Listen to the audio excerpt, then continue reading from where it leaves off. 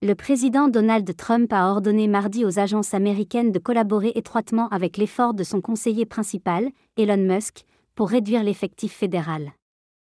On ne peut pas avoir une bureaucratie fédérale autonome, il faut qu'elle soit à l'écoute du peuple. Trump a ainsi demandé aux agences d'identifier les fonctionnaires susceptibles d'être licenciés ainsi que les fonctions qui pourraient être entièrement supprimées. Avant la signature de l'ordre, Musk se tenait aux côtés de Trump dans le bureau ovale et répondait aux questions des journalistes. Journalistes, pouvez-vous nous expliquer dans quelle mesure vous travaillez en étroite collaboration avec les chefs d'agence dans le cadre de ces réductions? Quelle influence ont-ils dans vos décisions? Musk, vous savez, nous travaillons en étroite collaboration avec les chefs d'agence. Un système de contrôle est donc en place.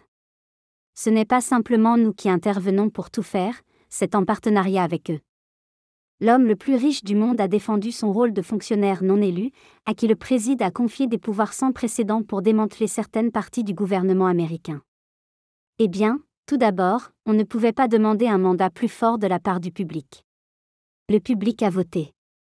Nous avons la majorité des voix en faveur du président Trump. Le département de l'efficacité gouvernementale, récemment créé et dirigé par Musk, n'a jusqu'à présent fourni aucune information sur ses effectifs, ses zones d'intervention ou sur les actions menées au sein des agences gouvernementales. DOGE publie peu de résultats concrets de son travail, se limitant à des chiffres en dollars pour les réductions qu'il prétend opérer dans certaines agences, avec peu de détails spécifiques. Cependant, Musk a réagi aux critiques affirmant que lui et son équipe opéraient en grande partie dans le secret. Je m'attends à être scruté et à devoir subir, en quelque sorte, un examen proctologique quotidien. Autant y camper. Ce n'est pas comme si je pensais pouvoir m'en tirer impunément. L'ordre exécutif de Trump établit des règles obligeant les agences gouvernementales à embaucher au maximum un employé pour chaque 4 départs.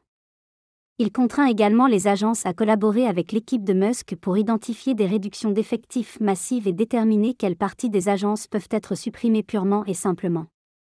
L'ordre exonère de ces coupes les employés dont le travail est essentiel pour la sécurité nationale, la sécurité publique, l'application de la loi et la gestion de l'immigration. Cette vague de licenciements massifs intervient après que l'administration Trump a tenté de persuader les employés fédéraux d'accepter des offres de départ volontaires.